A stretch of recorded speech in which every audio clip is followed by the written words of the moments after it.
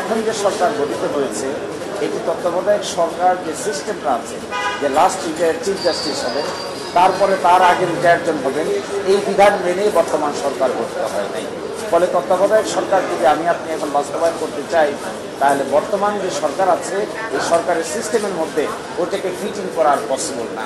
চড়াই উতরাই পেরিয়ে এখন আবার সকলের কাছে মনে হচ্ছে এই তত্ত্বাবধায়ক সরকার ব্যবস্থাই আমাদের গণতন্ত্রের জন্য সবচেয়ে গ্রহণযোগ্য মাধ্যম। তো আমরা এক্সপেক্ট করব আমাদের আপিল বিভাগ সকলের কাছে গ্রহণযোগ্য এই মাধ্যমটিকে বিচার বিভাগীয় প্রনাউন্সমেন্টের মাধ্যমে বাংলাদেশের সংবিধান আমরা এটাও এক্সপেক্ট করি বর্তমান যে সরকার কার্যকর আছে আর তত্ত্বাবধায়ক সরকারের রায়ের ভিত্তিতে যা পুনরুজ্জীবিত হবে এটি ত্রয়োদশ সংশোধনী ত্রয়োদশ জাতীয় নির্বাচনের ক্ষেত্রে এই সরকারের বিধান প্রযোজ্য হবে না।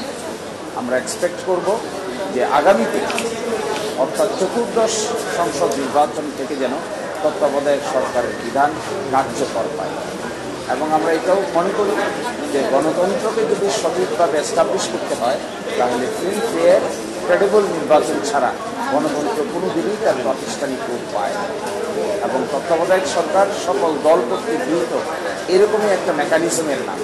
এই মেকানিজমটা সকল দল মত নির্বিশেষে সকলের কাছে অ্যাকসেপ্টেবল পেয়েছে, কিন্তু যে প্রক্রিয়া এটিকে বাদ করা হয়েছে তার কাছে আনএক্সেপ্টেবল।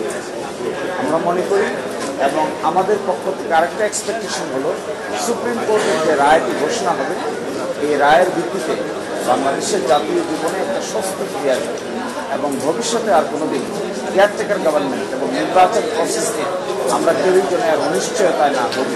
এই জন্য এটা একটি পার্মানেন্ট মেকানিজমে পরিণত হবে।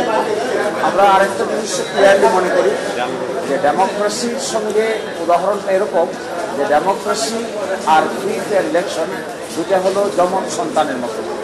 যদি ফ্রি ফেয়ার ইলেকশন না হয় তাহলে ডেমোক্রেসি শেষ পর্যন্ত জীবিত থাকতে পারে না।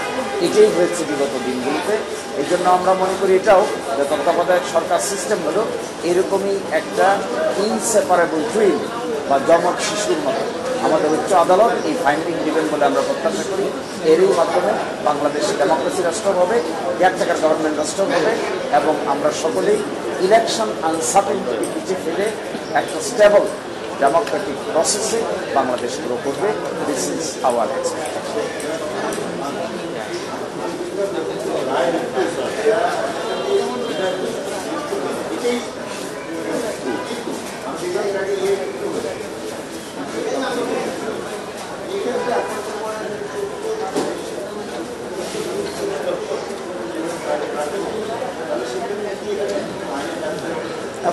কোনো আইনের ব্যর্থ এই জন্য হবে না, কারণ তত্ত্বাবধায়ক সরকারের বিধানে বলা আছে যে পার্লামেন্ট ভেঙে যাওয়ার 15 দিনের মধ্যে তা গঠিত হবে এবং আজকে এখন যে সরকার গঠিত হয়েছে এটি তত্ত্বাবধায়ক সরকার যে সিস্টেমটা আছে যে লাস্ট রিটায়ার চিফ জাস্টিস হবেন, তারপরে তার আগে রিটায়ারজন হবেন, এই বিধান মেনেই বর্তমান সরকার গঠিত হয় নাই।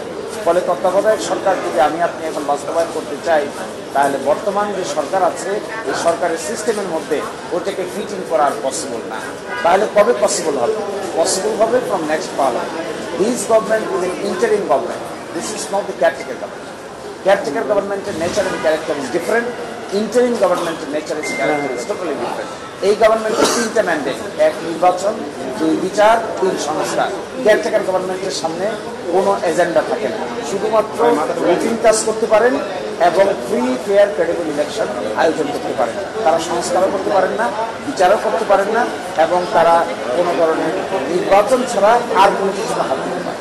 বলে this government and caretaker government is two different dimension. এই জন্য আপাতত it is not possible to implement. It will be implemented after certain period of time, may be held from 14 parliamentary election. এটা চ্যালেঞ্জ হবে না, challenge করার কোনো scope নাই। এই জন্য নাই কারণ বর্তমানে তো পার্লামেন্ট নাই, পার্লামেন্ট ভাঙ্গার প্রশ্ন আসছে না। 15 দিনের মধ্যে কেয়ারটেকার গভর্নমেন্ট গঠন করা হচ্ছে। So this provision now is redundant. এখন এটা চাইলেও অপারেট করার কোনো স্কোপ